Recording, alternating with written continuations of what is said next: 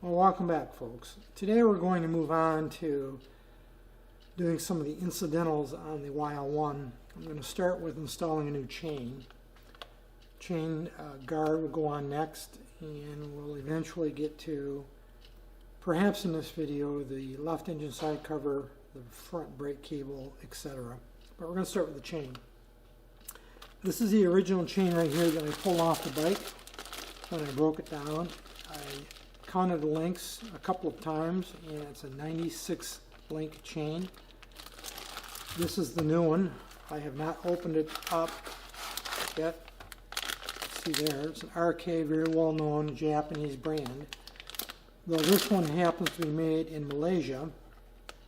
I've had very good luck with RK chains in the past. That's not necessarily why I bought it, but I do prefer Japanese brand chains. Just a little quirk of mine, I suppose. But this is a 100 link chain, so I might have to break this and remove a couple of links. We'll see when we go to put it on the bike. And it is a 420, the number 420. That's really the pitch or distance between the links chain, which is relatively small, as you would expect on a small motorcycle like this. So let's go ahead and open this up for the first time. And it is covered with grease. I don't know if you can see that or not. It's got a pretty thorough covering of grease, or coating of grease. And of course there is a master link right there. What I'm going to do now is I'm going to wipe this down just a little bit. That's really to protect the chain during transportation, shipping, and storage. It's really not needed, all that grease. So I'm going to wipe it off a bit, and then we'll set up over at the bike and we'll see how this fits. We're all set up at the bike. I got the chain cleaned. I have not re-lubricated it. All I did was clean the face plates on each side off with WD-40 to get that grease off. Other than that, I have not re-lubricated it. I have the master link, a couple pair of pliers, and now we're going to fit the chain to the bike. I'm pretty sure I'm going to have to take a link or two out of this before it's over, but we'll see here in a moment. I've got the rear wheel pushed all the way forward right now, so it's as far forward as it will go. And we're going to go ahead and fit this chain. Now, chains are not directional, or at least most chains that I'm aware of are not really directional until you get to fitting the master link, and then you do have to pay attention. And there's no great science to this, how you want to go about fitting this.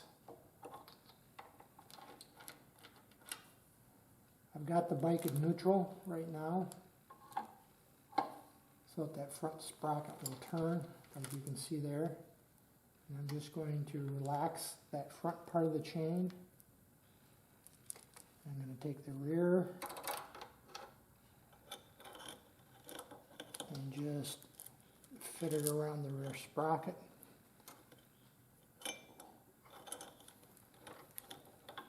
And as expected, my chain is a little bit too long, as you can see there.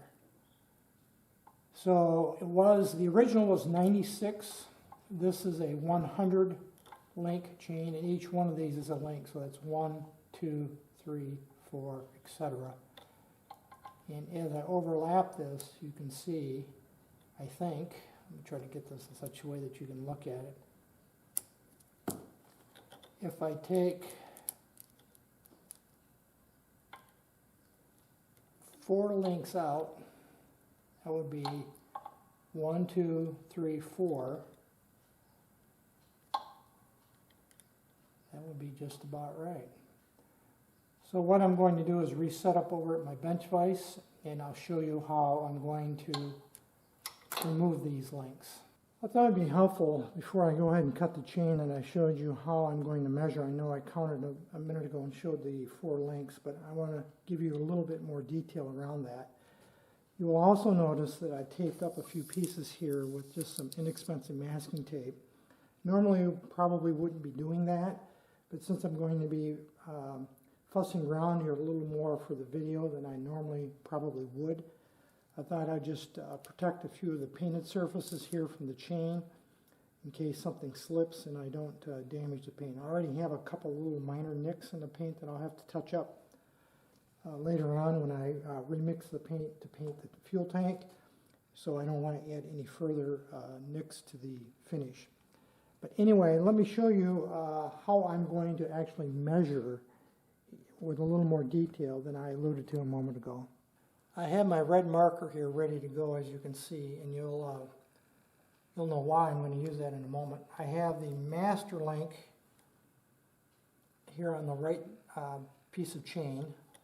See right here. Obviously it's not assembled, but I do have the master link inserted.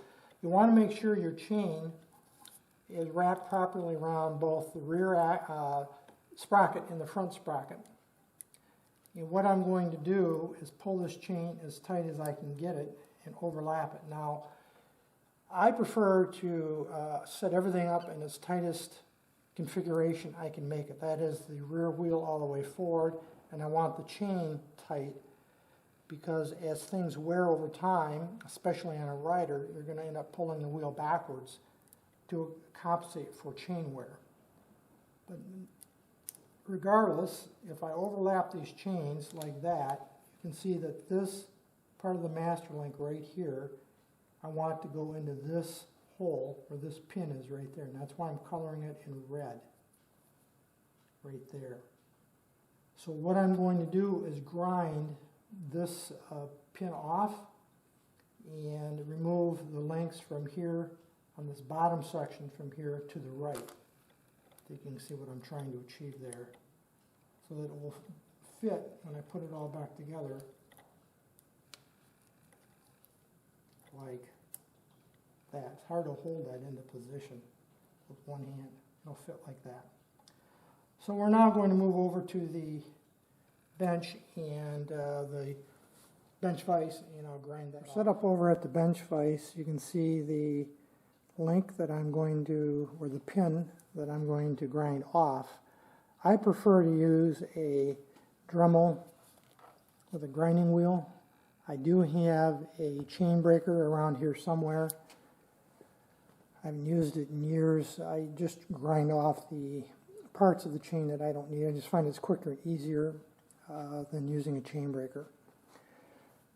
So I got that located in the vise good and securely. I do have a punch that I'll be using.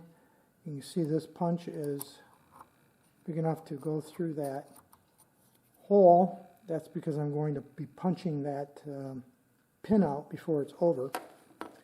And then, of course, I just have the chain supported at the other end. You can see they're on a cardboard box, so keep it out of the way. What I'm going to do now is just use my Dremel, and I'm going to grind that face of that pin off and then punch it through. Now keep in mind, I talked about this being a 100 link chain, and then I need to remove 4 links to make it 96, and that's what I'm still doing. I'm removing 4 full links, 1, 2, 3, and 4. This pin right here, this link, I'm not going to be removing. I'm just going to use that to connect to the other end of the master link. So I'm really removing these 4, and then the master link will replace this one. So I'm just going to use my Dremel. I do have safety glasses on.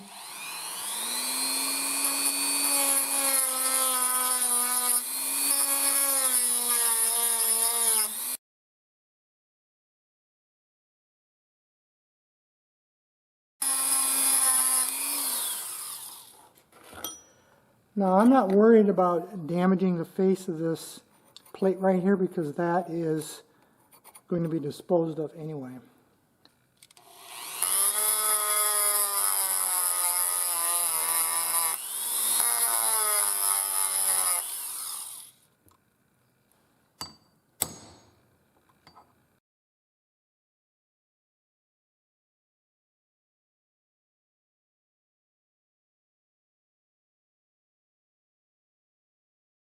I'm going to switch up to a little bit bigger hammer and a different size punch.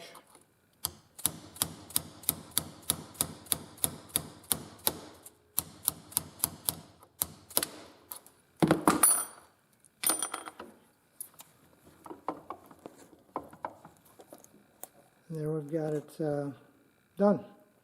I'm going to head back over to the bike. Actually a little bit later in the same day.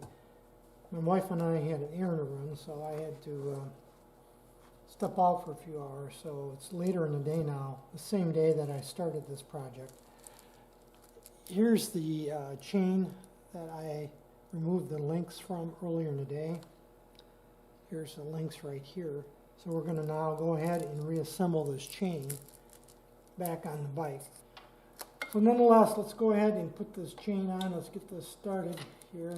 Put it on the front sprocket, and I'm going to pull it around like that.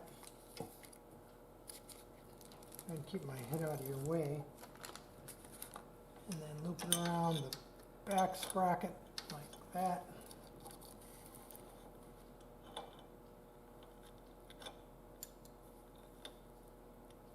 And you can see, I think, how that comes together right there. In terms of the master link, this is a real straightforward. Put it through like that. You can see there still is a little looseness in the chain. That's not unexpected. Here's the master link plate. It's got the size stamped on it right there, 420. It'll go on like that. So now we're going to go ahead and install the clip. Now this clip goes in a particular fashion. Since this chain rotates in a counterclockwise fashion, such as this, if you're installing the clip on the bottom like I am here, the closed end of that clip right here faces the direction of travel, so that end will face that way.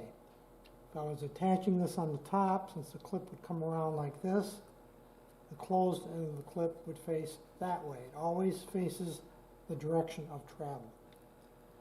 So now we're going to just install the clip here on the chain. I'm going to try using this pair of needle nose pliers.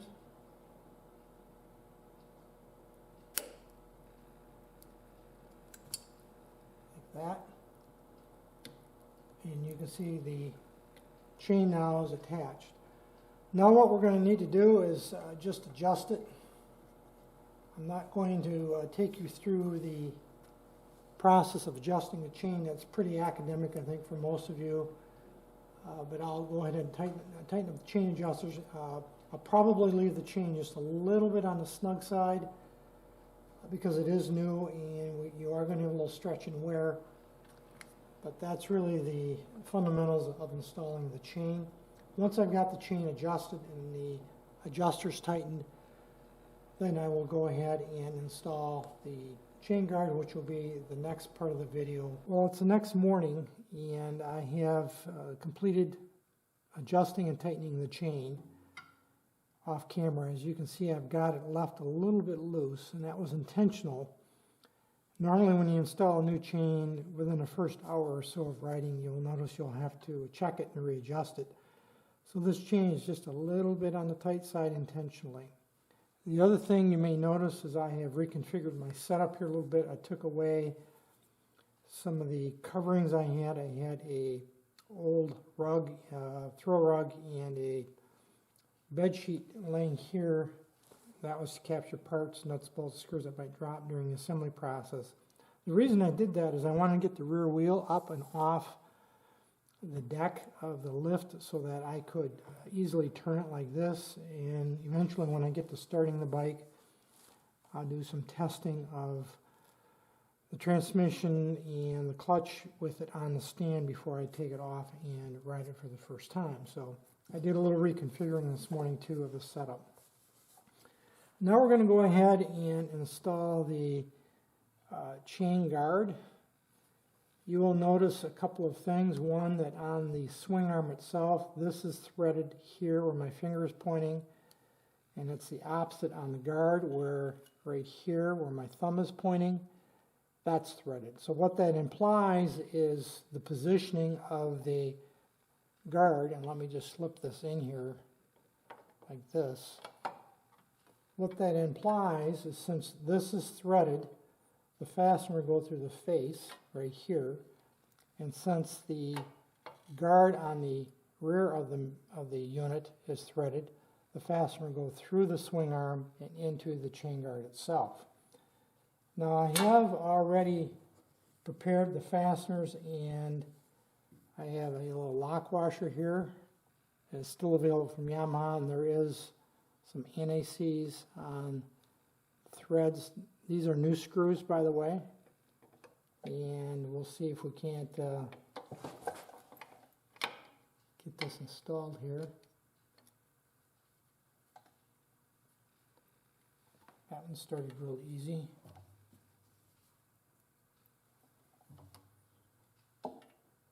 I did chase these threads earlier to get the paint buildup out of the threads.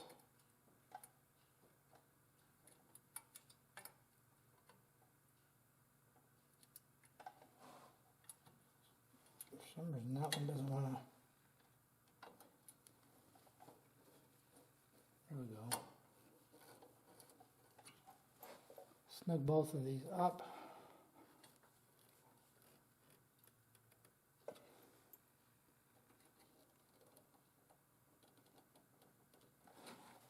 And the chain guard is installed. And there is no contact anywhere around the perimeter. I'll have to wipe this down a little bit. I got some smears on it.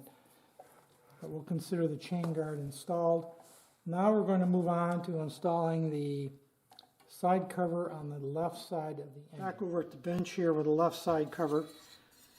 Just to reiterate, some time ago, I think it was last summer, I painted the side cover. I wet coated it with a spray can. I was originally hoping to powder coat it, but there are some technical reasons why I didn't do that, and I won't repeat what I think I've covered already. I also clear coated it with a matte finish 2K or 2-pack clear, which is very fuel resistant, so that if any fuel or oil got on the paint, it would be very resistant to fuel, gasoline especially. Modern gasolines are very harsh on paint, and I wanted to make sure that that Ralcan paint didn't get damaged.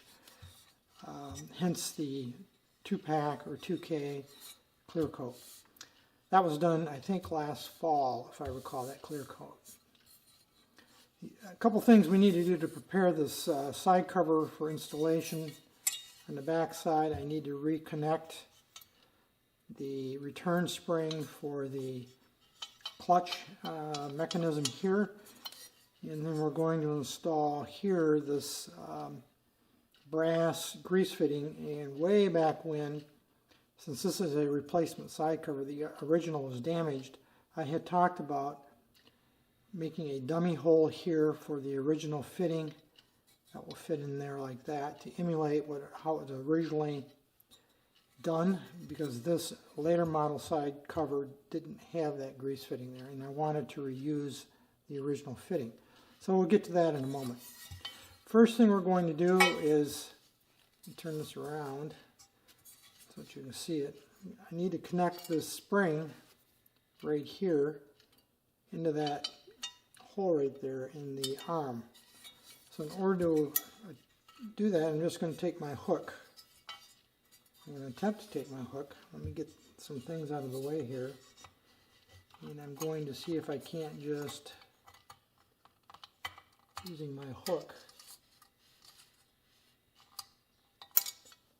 like that, reconnect it. So we got that accomplished.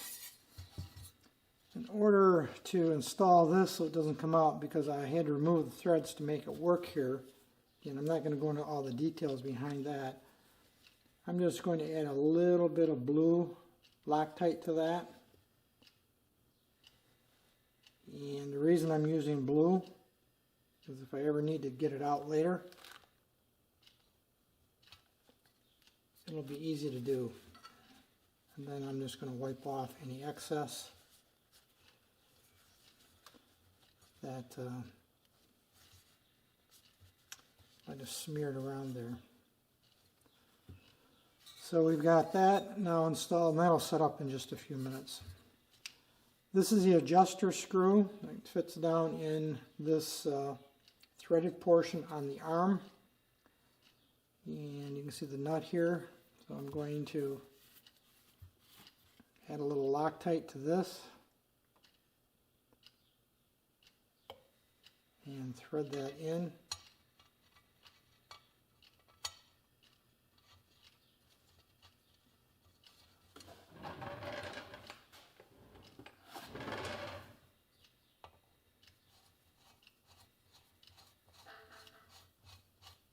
Like you see there. And of course that'll get adjusted later when we put the side cover on and have to adjust the clutch. But at this point the side cover is ready for installation. I have my hardware, my screws. There's 5 different screws around this perimeter. Those are ready to go. There's no Loctite, or there's no rather anti-seize on them yet, but I'll put that on in a few minutes. This is where the shift shaft comes through. There is no seal on that. So I'll meet you back over at the bike and we'll install this cover. First thing we need to do is attach the clutch cable. It comes down from the handlebar. And unfortunately this is one of those processes that can be a little bit fiddly to get it just right. We've got this little barrel fitting right here in my right hand that we've got to align with the clutch lever itself right there and connect it into the end of the cable. Towards that end, I have released the clutch cable at the handlebar control. The left clutch lever has been released so that I have maximum movement here of the cable. First thing I'm going to do, and I'm trying to position this in such a way that you can see it, because it might be a bit of a challenge for you to see all of what I'm going to do here. But I'm going to thread this in, and you'll see that's just threaded. So we're going to thread that in as far as I can to give me a maximum amount of cable to work with. Like that.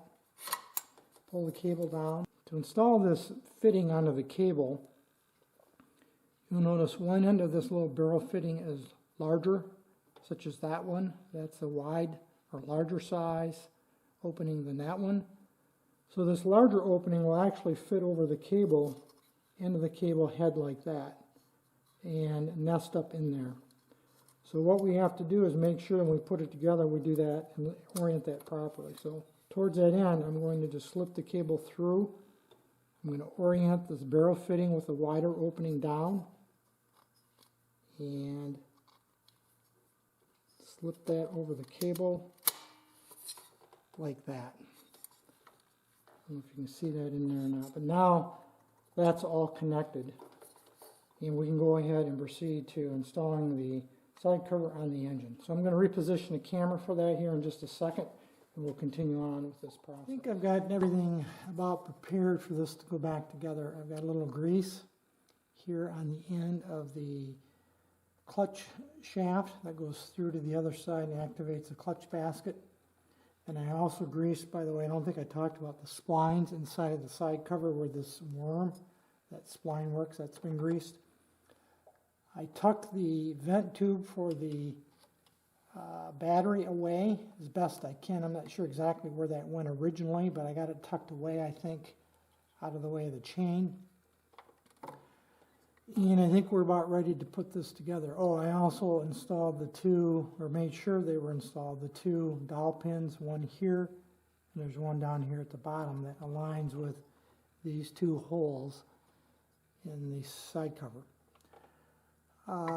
This bottom hole right here that I'm pointing to is not used simply because the bottom of this case is blown away. I talked about that way back when, that this part of the case is probably from a chain failure, was taken out. So this one, I'll eventually put a dummy screw in it.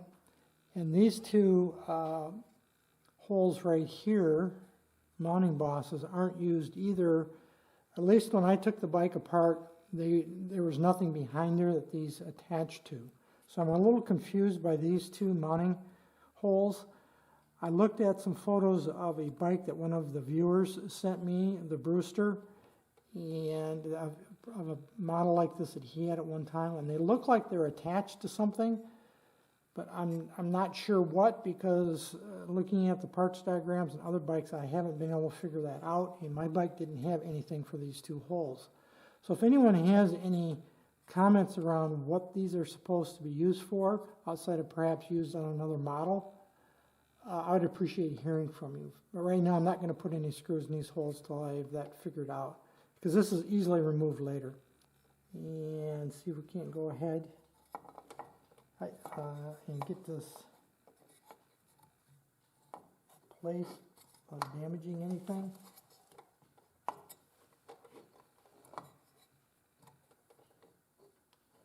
We'll be working just right.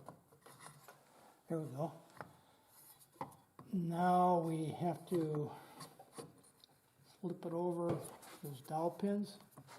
Make sure it aligns like it's supposed to.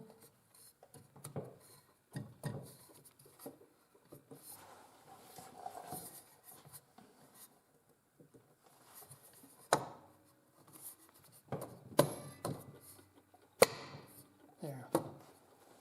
So now the cover is on.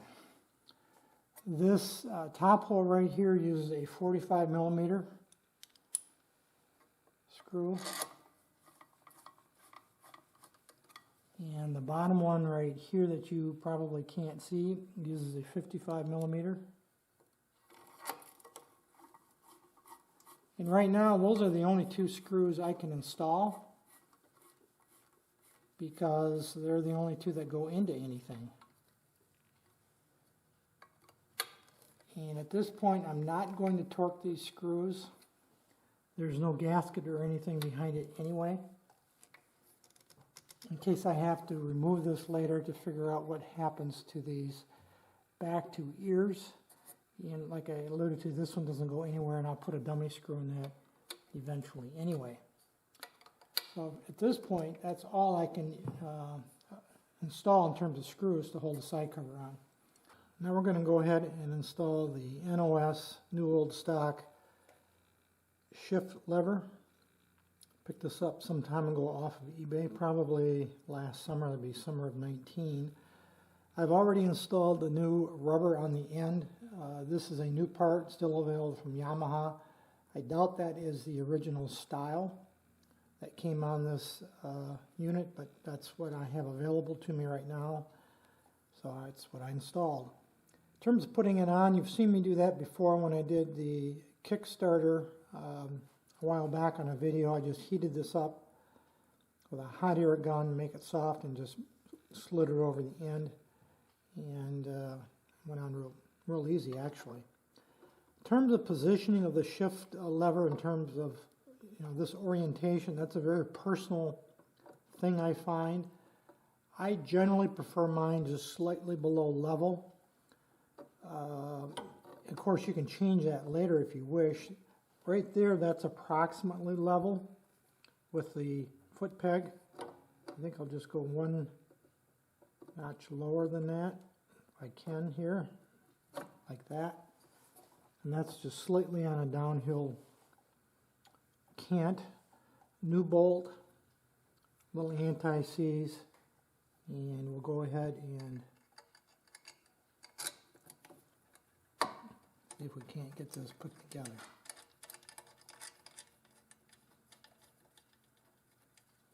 Again, this shift lever can always be moved at a later time if you're not happy with it.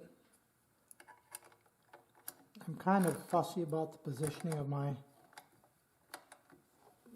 shifters and how it fits with my foot.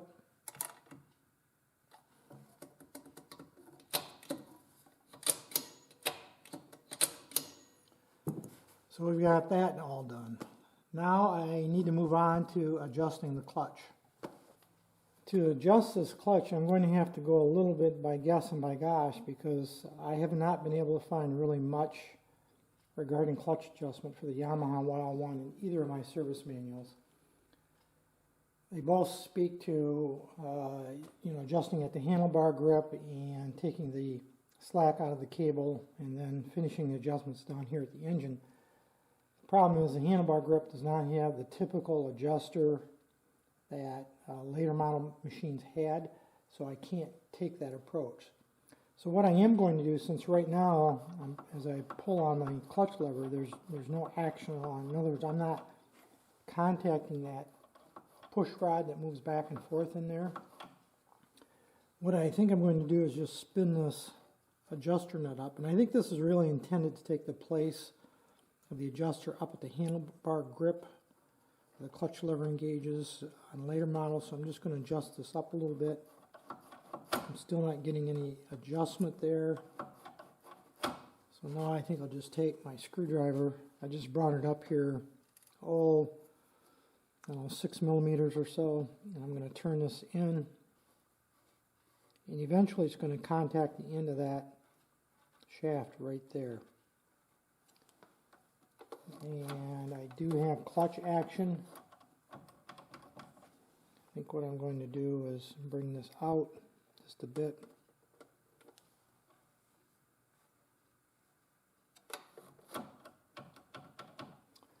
And generally what you do when you adjust this this fastener, the screw in this case, and that's pretty common to use a screw. Later models used a smaller, generally screw than this.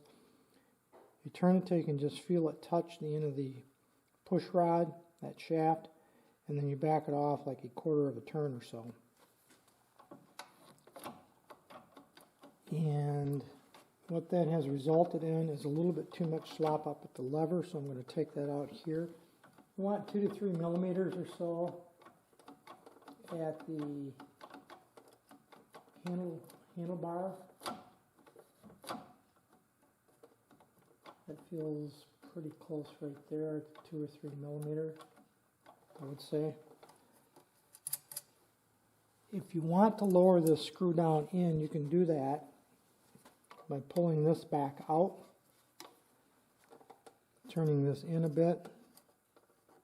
If you feel you've got too much exposed, then turning this back in till you just contact it.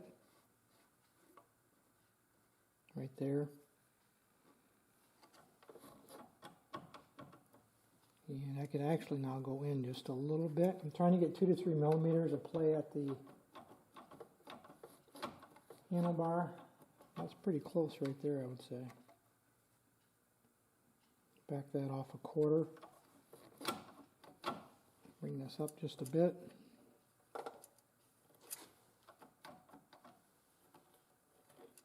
Getting real close now, I think. And I think we're going to call that good.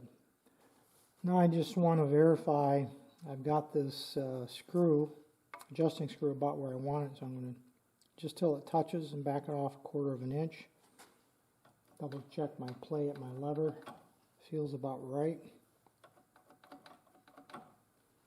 And now I need to tighten that nut on the inside here, down inside. I think that's a 14 millimeter. Just snug it up. Last thing to do is tighten this nut up here, this jam nut. It's a 12 millimeter, just snug that up. And double check all our adjustments. I think we're about good to go. Push the boot down over the top, like that. And then we're going to snap in this little cover here. This is the original, by the way. That should just snap in something like that. Of course, that's removable if you need to make further adjustments. If I have to tune this a little later, I'll probably do it here. I'm not going to do it down in here unless I have to. So I think we've got clutch action. Well, here's the discovery or learning that I had dealing with this left engine side cover. As you know, I had installed this earlier, but one of the things that I was unsettled on is that these two mounts here, these ears that are towards the back of the side cover, didn't go anywhere. And that just didn't make sense to me. And when I pulled this the side cover off and broke the engine down many months ago, there was nothing back here but what you see here. And that gave me pause, so I started doing some research, and what I discovered is that there is an inner cover that looks something like this right here that was not on the bike when I got it. And I speculate that this cover, this original cover, was probably taken out when, and I'm speculating, of course, the original chain probably broke. That's when it blew out the bottom part of the engine case here, and very likely took this cover with it. Hence, this cover was not mounted when I bought the bike. Ultimately, by looking over the parts diagrams, which are not very clear on this point, by the way, and doing some research, I discovered that that additional inner cover is required. Now, I've never experienced this before. I've never seen this kind of solution applied on any other bikes, this inner cover. And what I'm going to do, that's why I had to remove this left side cover, I'm going to go ahead and mount this, which I believe goes like this. You can see that right there. We'll mount something like that, and which would suggest or imply I'm going to have to pull the chain or break the chain. I already removed the chain guard here and fish the chain through that gap right there, my thumb is. I think that's how this goes together. Nonetheless, that's how I'm going to try to put it together. So I'm going to go ahead now and break this chain, take the chain apart. I do have the screws for mounting of this little cover. It's got, as you can see there, it's got some welded on nuts. I bought this on eBay, by the way. It wasn't very expensive. There was only one out there, and that was this one, so I just went ahead and bought it. Painted it up to match the side cover, and had let it dry for a couple of days. So I'm going to go ahead and mount this. Now, I'm not going to show the entire process because it's going to look to you very similar to what I've already done. But I will bring you back later on when I've got this cover mounted. At least that's my goal. When the cover's mounted, the chain's back on, the chain guard's back on, and I think I'll have this back in business. If anyone has other thoughts on this at the point you see this video, let me know. Otherwise, I'm going to go ahead and pursue this as I think is best. If I get it wrong, be sure to tell me later on when you see this video. It'll be a little while yet before I post the video. And then I'll perhaps have figured this out on my own. But that's my discovery that I was not anticipating. I've never seen this treatment before. So I'll show it later on once I've got it all reassembled.